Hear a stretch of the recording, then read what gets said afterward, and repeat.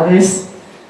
Vamos a la última sección, este panel sobre oportunidad para aplicación guía en México. El objetivo de este panel es, vamos a varias preguntas, por ejemplo, ¿qué hace en la guía en México? ¿Y qué problema urgente en México podemos empezar a resolver? ¿Y dónde está la oportunidad para mayor impacto de guía para la sociedad de México? Entonces, para responder todas esas preguntas, entonces tenemos un grupo de expertos y ellos vienen de diferentes universidades, ambos de privada y pública. Hay muchos diferentes, entonces vamos a empezar primero. Panelista es Dr. Gine Álvaro Hernández. Voy a introducir un poquito. Él viene de Tecnológico de Orizaba. Dr. Gine es es miembro de SNI nivel 3 con más de 300 publicaciones y él es editor social de revista también muy famosa Historia Latinoamérica. Y su trabajo es en Big Data, Internet of Things, sistema inteligente y es como un alto nivel sobre cómo construir de arquitecto tecnología de México necesita. Ok, entonces bienvenido a Dr. Gine, está en línea. Okay.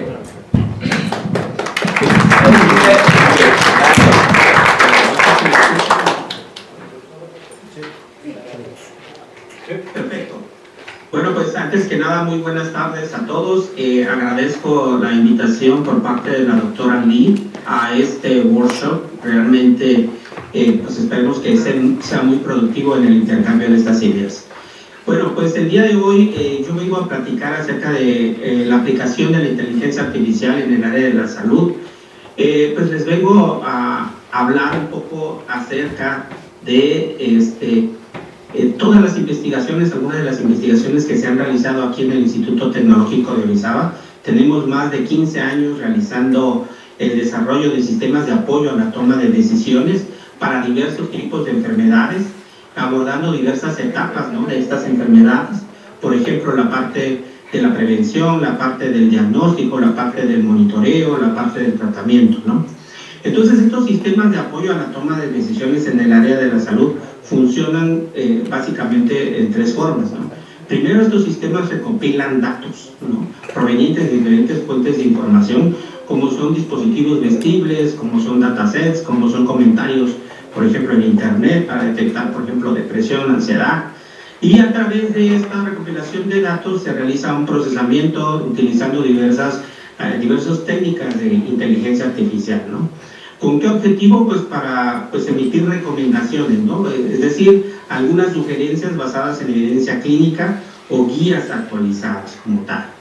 Nosotros a lo largo de 15 años de que hemos trabajado en el área de la salud, pues hemos identificado diversos algoritmos que nosotros hemos utilizado. Por ejemplo, en el caso de aprendizaje automático, pues hemos utilizado regresión logística, árboles de decisión, support vector machine, random forest como tal. En el caso del aprendizaje profundo, pues hemos utilizado redes neuronales convolucionales, redes recurrentes, transformadores. También hemos utilizado, por ejemplo, algoritmos de ensamble, ¿no?, como el Gradient Boss Machine, el ADA-Boss, también transformadores de visión, donde, pues, por ejemplo, aquí hemos utilizado para imágenes de fondo de ojo, para detectar diversas enfermedades. Y hemos utilizado unas técnicas como, por ejemplo, lo de String Transformer, Detection Transformer. También hemos utilizado, por ejemplo, para la depresión y la ansiedad, algunas técnicas de procesamiento del lenguaje natural. Hemos utilizado BERT, GPT en su versión 3, y también últimamente hemos utilizado modelos de traducción basados en transformadores, ¿no? Como les había comentado, también hemos hecho algunos trabajos de minería de opiniones, ¿no?, a través del análisis de sentimiento, la polaridad, la extracción de aspectos y pues la clasificación de reseñas como tal. Bueno, durante todos estos 15 años que tenemos de experiencia hemos identificado diversas enfermedades, ¿no? siempre decimos que siempre hay un área de oportunidad, ¿no? Sabemos que yo siempre pues, comento con los colegas y con los estudiantes que siempre va a haber problemas y siempre va a haber enfermos, ¿no? Como tal. Entonces, nosotros nos hemos abocado a atacar, a abordar a diversos tipos de enfermedades, como son las crónico-degenerativas, las neurodegenerativas, los trastornos psicológicos y del neurodesarrollo, ¿no? En el caso de las crónico-degenerativas sabemos que México ocupa el segundo lugar a nivel mundial de obesidad, pero sobre todo algo muy alarmante que ocupa el primer lugar mundial a nivel de obesidad infantil. Entonces, nuestros niños obesos de hoy son los enfermos del mañana. Entonces, pues eso implica pues una alta prevalencia de enfermedades cardiovasculares, que tengan hígado graso, que tengan hipertensión y todas las comorbilidades asociadas con la diabetes, entre ellas también la degeneración macular asociada con la edad, ¿no? Dentro de las enfermedades neurodegenerativas, pues hay un crecimiento rápido de casos de Alzheimer y Parkinson, sobre todo a temprana edad, ¿no? A partir de los 30 años ya se están identificando alguna sintomatología de estas enfermedades neurodegenerativas, cuando deberían de aparecer después de los 60 años, ¿no? Y en el caso de los trastornos psicológicos y del neurodesarrollo, pues hemos visto que a través, debido a la pandemia del COVID-19, ¿no?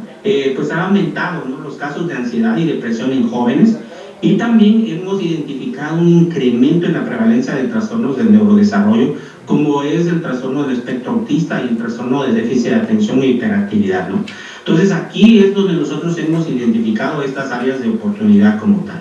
Yo les voy a presentar dos casos de soluciones tecnológicas de enfermedades crónico-degenerativas y dos casos de enfermedades neurodegenerativas como tal.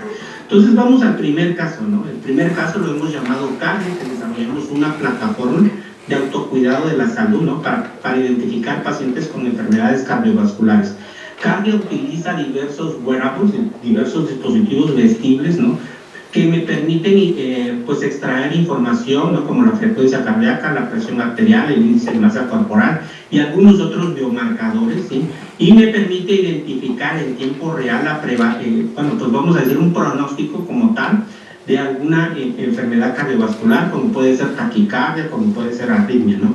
En el caso de cardio, nosotros utilizamos el algoritmo Random Forest para entrenar, ¿no? Aquí podemos ver un video de cómo funciona cardio como tal, visto desde una perspectiva de un panel de un médico, ¿no? Donde el médico puede ver todos sus pacientes que tienen, ¿sí? Y entonces, por ejemplo, puede seleccionar un paciente como tal, y bueno, pues el paciente, pues allí, por ejemplo, está seleccionando un paciente y puede enviar inclusive un mensaje vía WhatsApp, ¿no? Por ejemplo, oye, mira, voy a realizar un pronóstico para ti, te voy a mandar los resultados, por ejemplo. Entonces, por ejemplo, ahí, pues realiza una recomendación como tal, y bueno, puede también realizar en tiempo real, porque el paciente pues está conectado, ¿no? Con un dispositivo vestible que lo está monitorizando las 24 horas, los 7 días de la semana, ¿no? Entonces, pues esta es una plataforma que utiliza dispositivos vestibles para la identificación de enfermedades cardiovasculares. También nosotros hemos desarrollado, por ejemplo, para identificar la degeneración macular asociada con la edad, ¿no? Utilizando transformadores de visión como tal, y para ello nosotros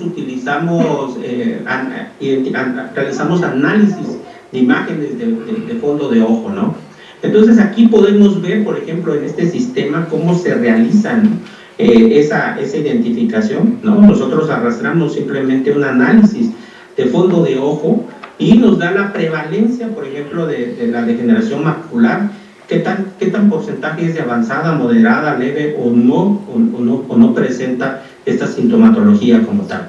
Este es un panel también visto desde el punto de vista médico, ¿no? Donde el médico, por ejemplo, tiene un listado de pacientes y puede generar inclusive un reporte por cada pronóstico que realiza como tal. Bueno, pues estos son los dos ejemplos en cuanto a enfermedades crónico-degenerativas. Hemos realizado mucho más, ¿no? Pero por cuestiones de tiempo solamente presento dos, al igual que también las enfermedades neurodegenerativas, ¿no? El Alzheimer y el Parkinson, como lo había mencionado, son las dos enfermedades neurodegenerativas con mayor prevalencia en el mundo. Entonces nosotros nos hemos abocado a la parte del Parkinson, ¿no? En el Parkinson nosotros realizamos una aplicación integral, que le hemos llamado, en el cual desarrollamos una solución no invasiva. Por ejemplo, para la identificación del Parkinson, comúnmente se hace uso de imágenes de resonancia magnética, ¿no? Entonces esa solución es muy invasiva porque es como realizarle una tomografía, ¿no?, al cerebro, en el caso de los pacientes. Entonces, nosotros identificamos que los pacientes con Parkinson tienen problemas de la caligrafía, es decir, tienen temblores, ¿no?, en la mano, y por lo tanto su escritura no es tan legible, y también tienen dislania o disfemia, es decir, tartamudeo o mala pronunciación en su voz, ¿no?, en su fonación. Entonces, nosotros en primera instancia desarrollamos, ¿no?, una aplicación web que utiliza Random Forest, Gradient Boss y Support Vector Machine para analizar, por ejemplo, la parte de la caligrafía, ¿no? Entonces aquí, por ejemplo, podemos ver en este video, ¿sí?, cómo se realiza, es decir, el paciente realiza una serie de ejercicios que van en forma de espiral, en forma de onda y en forma de picos, ¿no?, que son los tres tipos de ejercicio que nosotros, que en la literatura se recomiendan para poder identificar, ¿no? En este caso, por ejemplo, estamos viendo también la perspectiva desde el médico, ¿no?, en donde el médico tiene una lista de pacientes, los pacientes podemos ver aquí la lista de ejercicios, y en este caso es un paciente positivo, ¿no?, es decir, después del análisis de técnicas de aprendizaje automático, nos identifica que hay una probabilidad, una alta probabilidad, en que este paciente presente la sintomatología de Parkinson. También lo hicimos con el caso de la voz, ¿no?, es decir, vamos a analizar la fonación a través de ejercicios de lectura, ¿no?, presentándole pues una serie de textos que debe de leer en voz alta, ¿no? Y para ello, pues igual nosotros Doctor Jiménez, tú tienes 2 minutos más para concluir, ¿sí? Sí. Aquí podemos ver, por ejemplo, la parte de la fonación, ¿no?, cómo se realizan, ¿no?, los ejercicios de fonación. Estos ejercicios de fonación se almacenan, ¿no?, donde después se analiza cada audio y se emite un pronóstico como tal, ¿no? Entonces, así es como nosotros hemos desarrollado algunas soluciones tecnológicas pues a través de los años, ¿no? Bueno, ya para finalizar, ¿no?, como conclusión, ¿no?, pues el uso de técnicas de inteligencia artificial pues ha impulsado la transformación, ¿no?, en la salud. Yo lo digo a través de ofrecer primero soluciones tecnológicas que ofrezcan diagnósticos precisos, ¿no?, tratamientos más personalizados y una gestión eficiente, ¿no? Y también quiero enfatizar que no con ello viene a reemplazar el juicio ni la empatía pues de los profesionales, es decir, la inteligencia artificial no vino para reemplazar pues a los profesionales del área de la salud. Me agradezco su atención prestada y muchas gracias. Ok, gracias. Ahorita vamos a discutir. Para la siguiente panelista es la doctora Bella Martínez. Voy a poner breve introducción. Doctora Bella Martínez es miembro de SNI, es directiva de la Sociedad Mexicana de Inteligencia Artificial, y su área de trabajo como minería de datos, ciencia de datos, problemas de profundo de impacto social, y ella tiene desde sistemas socioecológicos hasta desarrollo tecnológico para la comunidad. Entonces, bienvenido.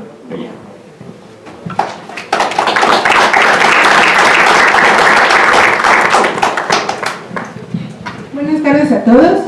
Pues en esta ocasión, bueno, agradezco primero que nada la invitación para participar aquí en este panel, que pues siguiendo la temática de la parte de Food, Energy, Water que nos une en este evento y en realidad en este panel también, pues quiero enfocarme un poco en la parte de los datos, ¿no? En la cultura de datos en México sabemos que no es como la mejor que existe, pero pues ¿a qué nos referimos con esta cultura de datos? Comienza con la comprensión de la importancia de los datos y luego la toma de decisiones basada en datos, ¿no? Y esta es una definición dada por una guía que tienen en Google Cloud básicamente para el tipo de datos, almacenamiento que debería de estar, ¿no? Vaya, de Google como tal.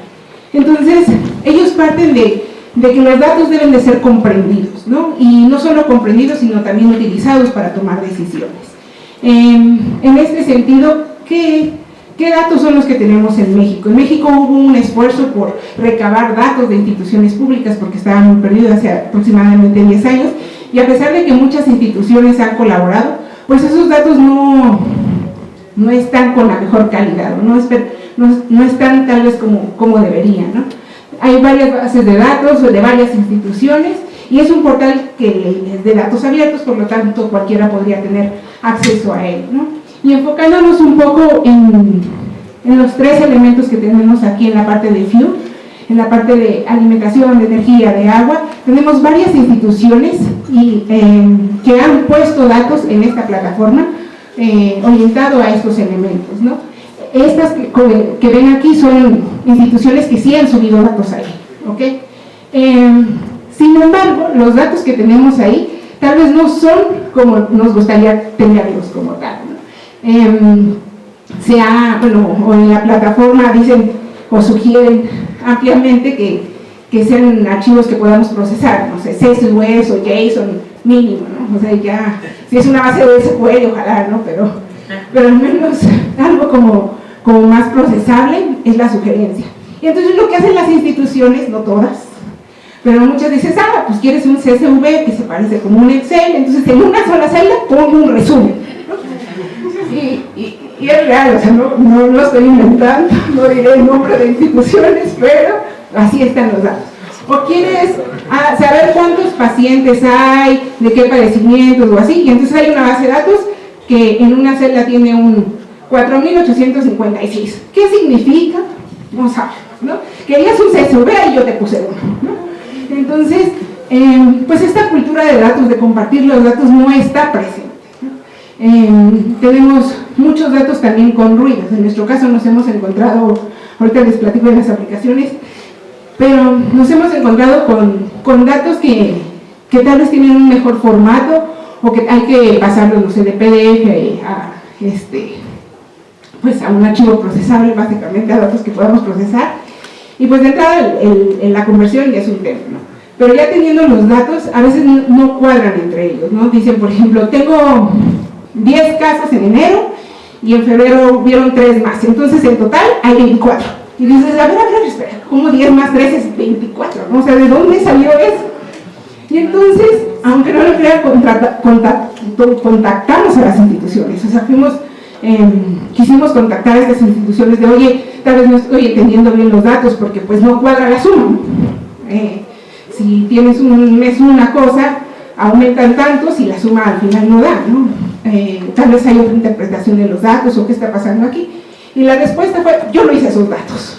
Entonces, pues no hay un seguimiento de esos datos y por lo tanto, pues no sabemos, pues hay ruido finalmente. Entonces, desde la procedencia de los datos tenemos ruido y obviamente ese ruido se irá arrastrando hasta tener pues los pronósticos o lo que vayamos a aplicar en los algoritmos, ¿no? Es algo que se va a ir arrastrando poco a poco. Hemos trabajado sobre todo, yo soy de UPITA, aquí a un lado del CIMESTAP, y hemos trabajado mucho con datos en el campo de FIU, de alimentos como tal, y lo hemos orientado mucho a la parte de salud. Por ejemplo, qué padecimientos están asociados dependiendo del tipo de alimentación que tienen, no solo como el tipo de consumo, si hay vegetales y proteína y cosas por el estilo, sino también si su cocina es de leña, por ejemplo, o con gas o cosas por el estilo, ¿no? Entonces, hay varios datos que hemos podido rescatar de ahí, que ya tienen ruido, ya decíamos, por así decirlo.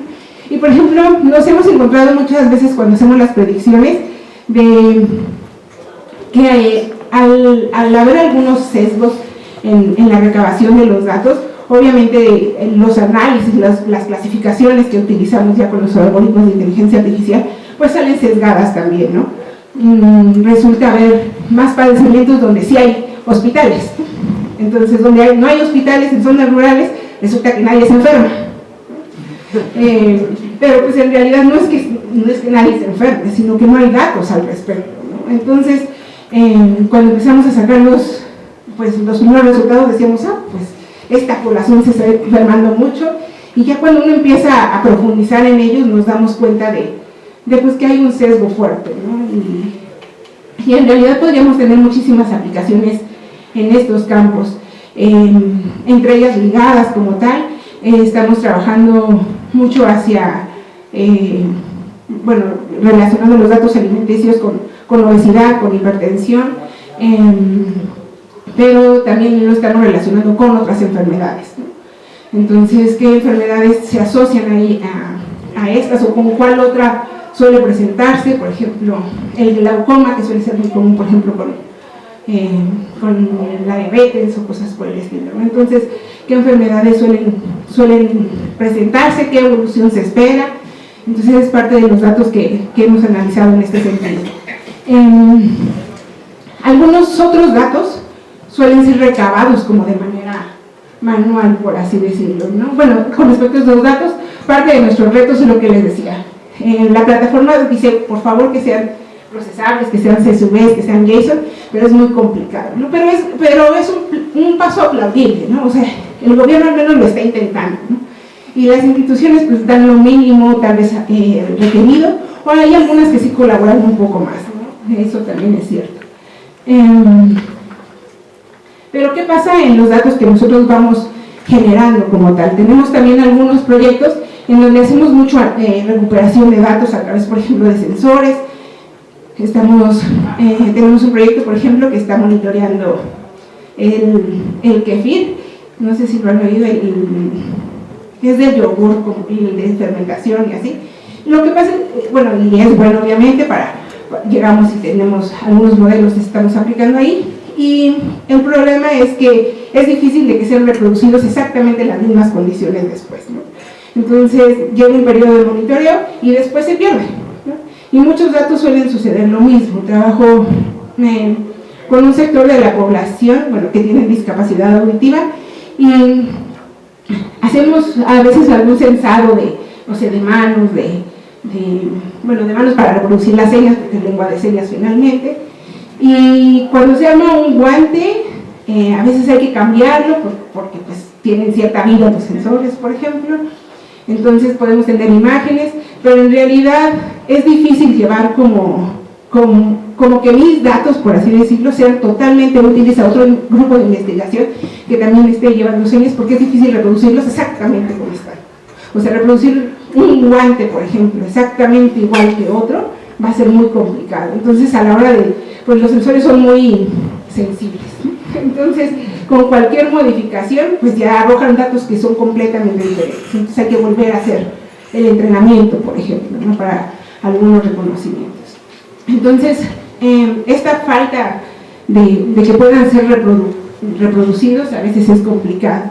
Y también muchas veces hay grupos de investigación que recaban muchos datos y se utilizan para un propósito y ahí quedan, ¿no? Veíamos ahorita en los pósters que están acá atrás, algunos trabajos que censan el agua, por ejemplo, o algunas zonas montañosas, por ahí veía, y muchas veces es difícil nuevamente reproducirlos o incluso compartirlos, ¿no? O sea, está el trabajo hecho y para poder acceder a esos datos hay que escribirle al investigador si nos los presta, y si quiere los presta, ¿no? Y si no, pues no.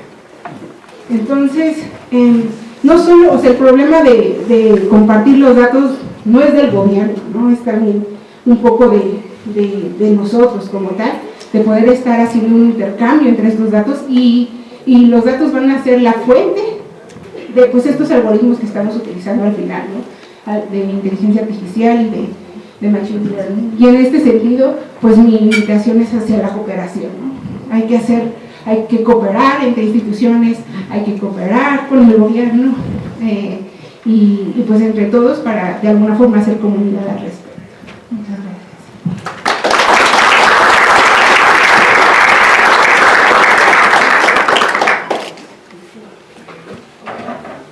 Vamos a la tercera analista, es Mario César Maya Rodríguez. Él viene de el semi-académico. Y Maya es un aspecto en técnica avanzada, se llama meta-aprendizaje, meta-learning y redes neuronales. Tiene SNI en nivel 1 y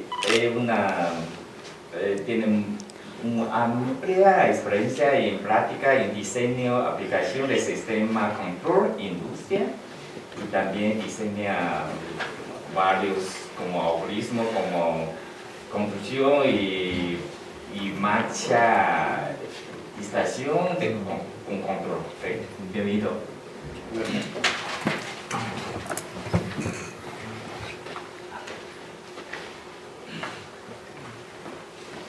Buenas tardes a todos. Agradezco a la doctora Lee por su invitación y yo quisiera aprovechar esta oportunidad para comentar un poco acerca de cómo la inteligencia artificial está tomando parte en la parte de energía. En México, como país, tiene principalmente a través de diferentes programas, hay, por ejemplo, PRONACES, el Programa Nacional Estratégico, o el Plan de Desarrollo Nacional, ciertas misiones en la eficiencia y lograr mejores resultados en el uso de la energía.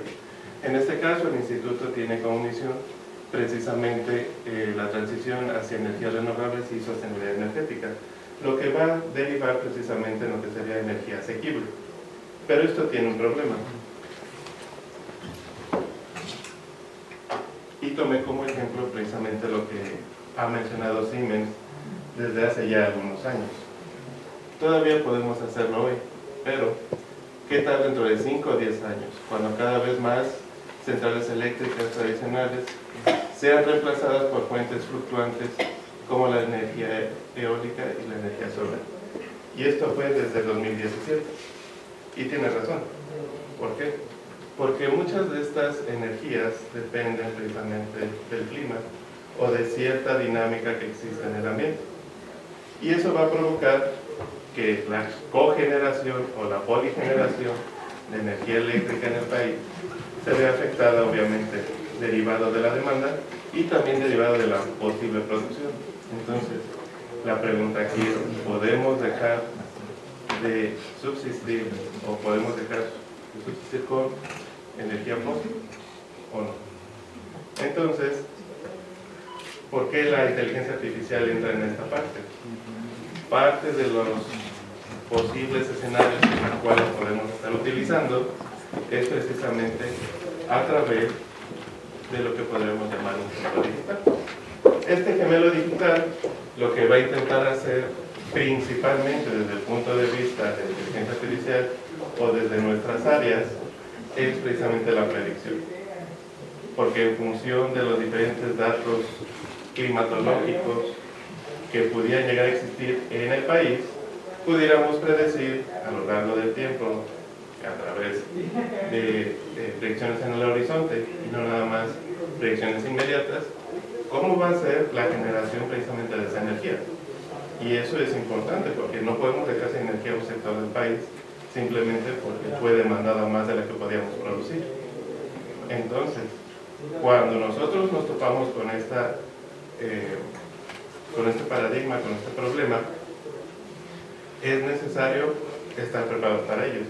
Esta nota es de hace casi 10 años y tiene que ver mucho con la idea de que una cosa es la verdad de México y la otra cosa es la realidad del mundo, en la cual nosotros no nos encontramos a la misma par.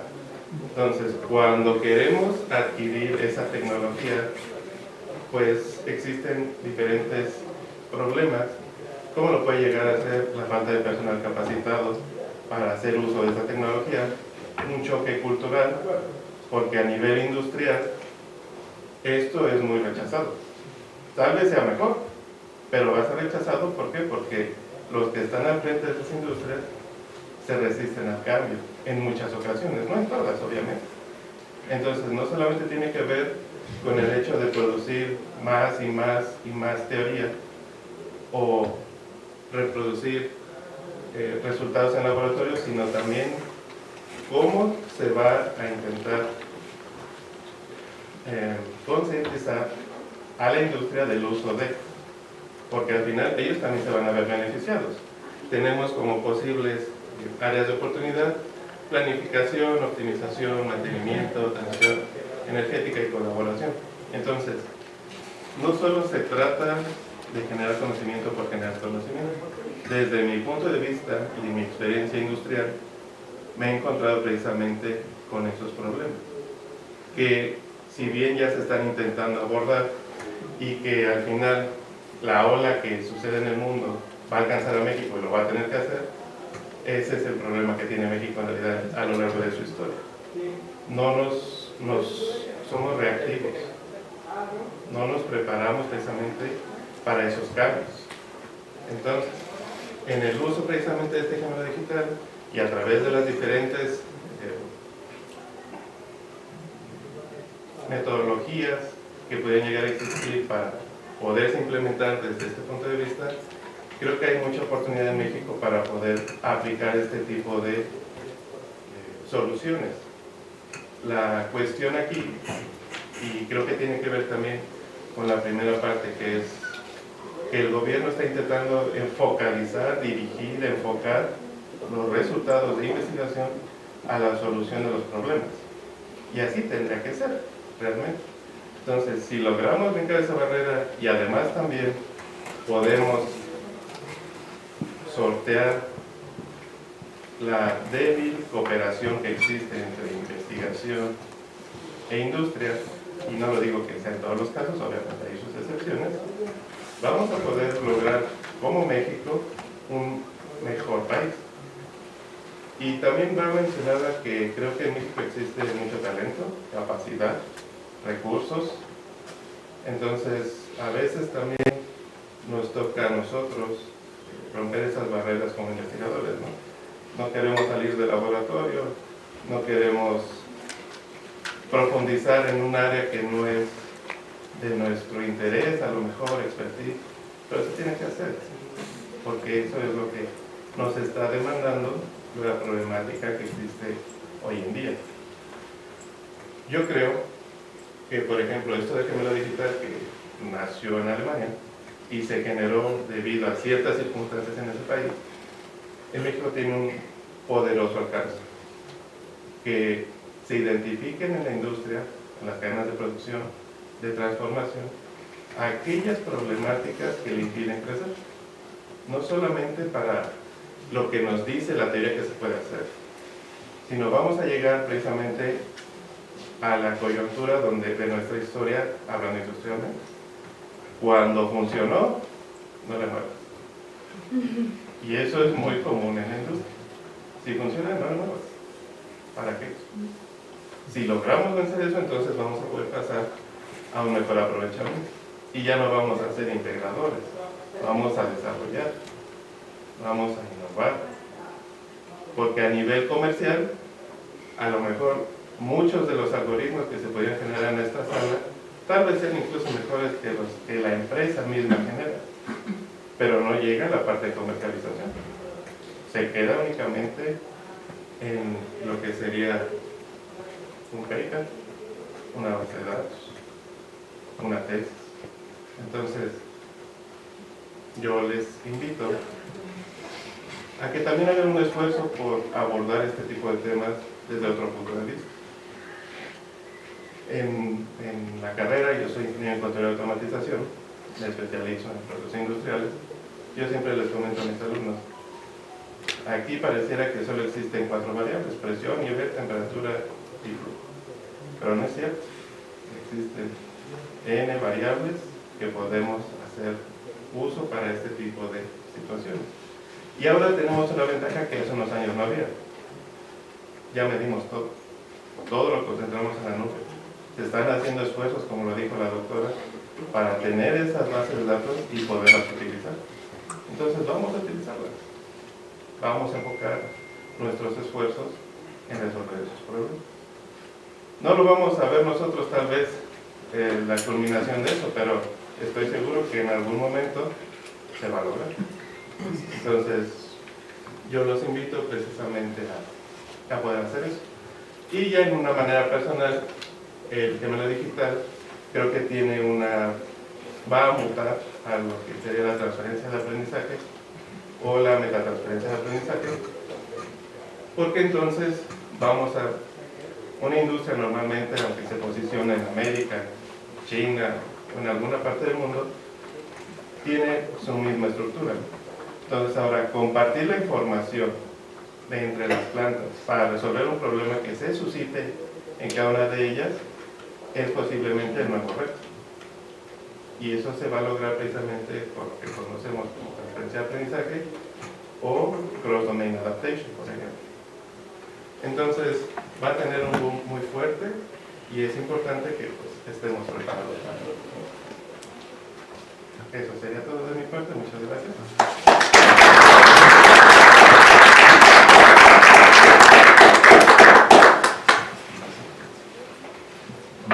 Siguiente panelista es el doctor Hipólito Ávila, que viene de Universidad La Salle, como líder de robótica y AI Solution, el jefe del departamento de ingeniería.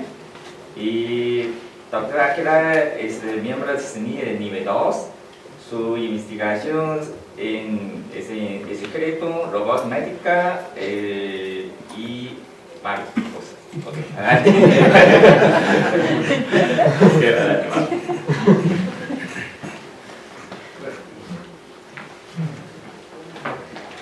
Buenas tardes a todos. Agradezco de nuevo la invitación del doctor Mayuri y del doctor Ali para participar en este panel. En general yo preparé mi presentación un poco más general con base a los clústeres de investigación que tenemos en la Vicerrectoría de Investigación de la Universidad de La Salle y las áreas donde estamos desarrollando proyectos un poco de manera más general. En principio me gustaría comenzar mencionando que uno de los principales retos que nosotros hemos detectado es la brecha de la implementación. Como un ejemplo es que solo el 12% de las empresas en México invierten en digitalización, aplican inteligencia artificial en procesos críticos, es decir, la mayoría está invirtiendo en lo que se conoce como marketing digital, justamente para campañas de comercialización, etcétera, pero no dentro de sus procesos productivos. ¿Eso qué significa? Que no se está utilizando el máximo potencial de la inteligencia artificial en la industria. Otro reto es justamente la brecha de justamente los apoyos fiscales, la facilidad, el acceso a la tecnología justamente para equipar todo dentro de la industria. Es decir, en resumen, el reto no es conocimiento. A lo largo de este simposio, de este workshop, y de los estudiantes de este departamento, se tienen bastantes bases teóricas muy sólidas.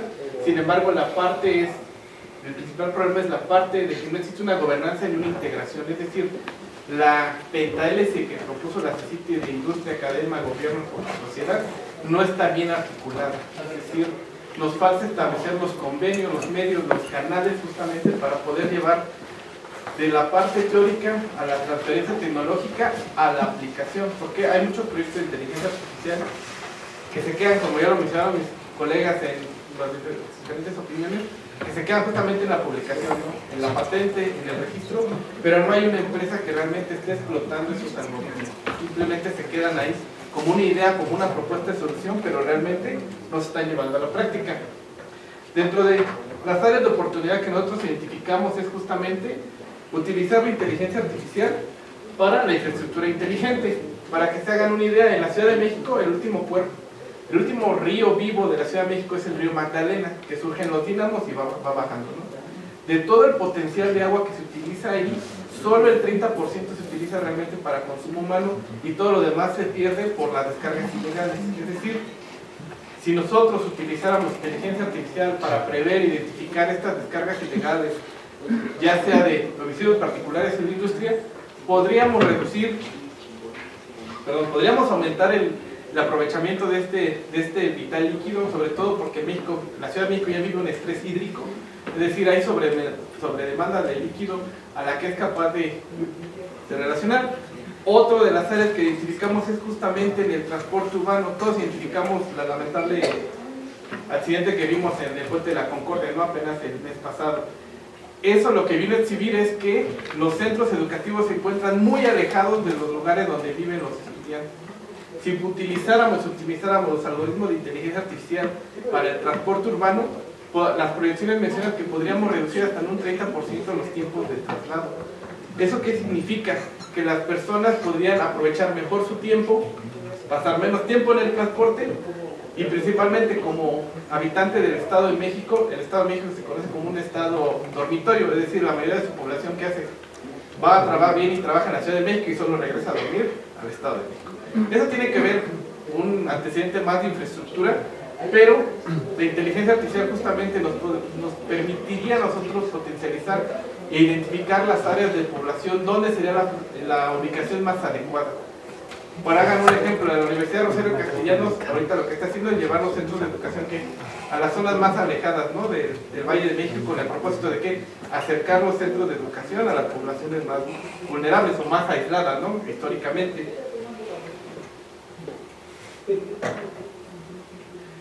Otro gran problema que nosotros identificamos es justo todos los trámites burocráticos, ¿no? ¿Quién nos ha enfrentado, ¿no?, a un problema de que le roben su coche, o hacer un trámite para un acta constitutiva de un negocio, o simplemente el trámite de las escrituras de su hogar, ¿no?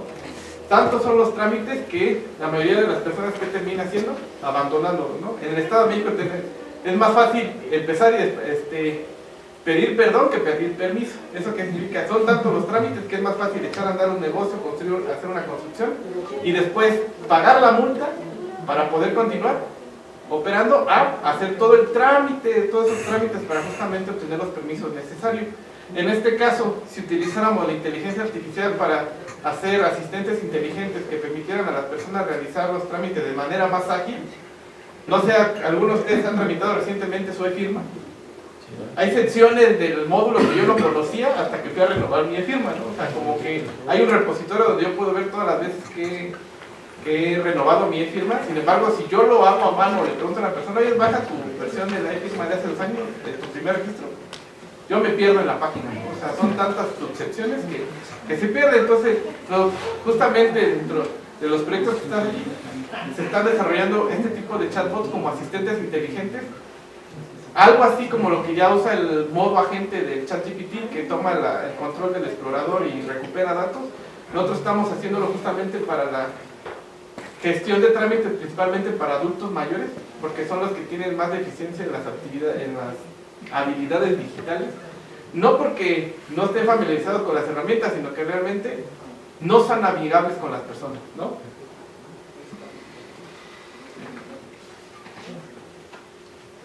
Otro reto importante, ya lo comentó compañeros de su anterior participación, es justamente si queremos migrar a la industria 5.0, no es solo desarrollar las herramientas, sino dar toda la infraestructura.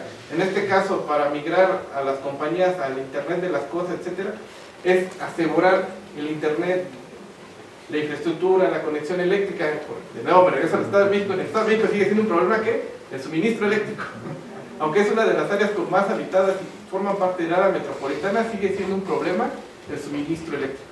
Por lo tanto, aquí las Smart Grid o las redes inteligentes eléctricas ayudarían a resolver estas caídas de tensión y podrían permitir que las otras industrias migren a la Ciudad de México, al Estado de México. Realmente es una de las limitantes, ¿no? Entonces, ¿cómo lo podemos hacer? Justamente con esta parte de los gemelos digitales, que bien lo mencionó el compañero, que muchas empresas van sobre la marcha, ¿no? Inicia un nuevo negocio, una nueva estructura. Por ejemplo, estas empresas que fabrican bolsas, etcétera, tienen un alto consumo eléctrico porque la mayoría de sus componentes son eléctricos. Sin embargo, la red eléctrica no da el abasto, o la forma en que cobramos el consumo eléctrico no es adecuada, no empata con la actividad económica, ¿no? Entonces, ¿qué hacen muchos de estos? Se cuelgan, ¿no? O sea, no usan, de tal manera que afectan el suministro eléctrico de la zona. Entonces, también la inteligencia artificial nos permitiría identificar estas caídas de tensión, o reubicar de manera inteligente las fábricas en una zona donde no afectaran a la población, que tuvieran un acceso más fácil a la energía, e igualmente hacer un análisis de qué fuente de energía sería más conveniente, si el suministro eléctrico convencional, celdas solares, eólicas, etcétera, o un ciclo mixto, ¿no? Después, algo muy importante que justamente nosotros tomamos mucho valor en la SAI es justamente la parte del impacto social. ¿Por qué? Cuando nosotros desarrollamos un proyecto, la primera pregunta que nos hacemos es ¿cuántas personas se verá beneficiada del desarrollo de este proyecto? Por eso es tan importante que los proyectos que actualmente desarrollamos en cuestiones de salud, protección del medio ambiente y monitoreo de la calidad del agua, lo que primero observamos es cuál es la población que será beneficiada con estos proyectos de inteligencia artificial. Actualmente yo soy responsable de un proyecto de monitoreo de la calidad y toxicidad del agua en el Valle de México, un proyecto financiado por SECTEI, donde justamente no es ni desarrollar nuevas herramientas ni nuevos algoritmos, sino realmente la integración y la aplicación en campo. Porque ya existen muchas ofertas comerciales, sin embargo, muchas no siguen los estándares internacionales, por ejemplo, para monitoreo de la calidad del agua o niveles de toxicidad. ¿Por qué? El estándar internacional no pide medir la calidad del agua sobre la superficie, lo pide a profundidades de 5, 15 o hasta 20 metros. Y no es solo medir, es capturar columnas de agua. Entonces, la mayoría de los dispositivos comerciales lo hacen sobre superficie, la mayoría de la literatura lo hace sobre superficie, sin embargo el estándar nos pide hacerlo a diferentes profundidades. Entonces nuestra propuesta que hicimos justamente aquí, y aprovecho para extenderlo un poquito más, es justamente la integración de un sistema robótico con inteligencia artificial que permita monitorear en tiempo real muestras representativas de los cuerpos de agua del Valle de México, tomar, capturar y no solo eso, mandar a laboratorios especializados para realmente empatar, que lo que estamos midiendo realmente es lo que se está midiendo de acuerdo al estándar internacional, y justamente utilizar modelos de predictivos de inteligencia artificial para detectar de manera temprana aumento de los niveles de toxicidad, descargas ilegales, etc.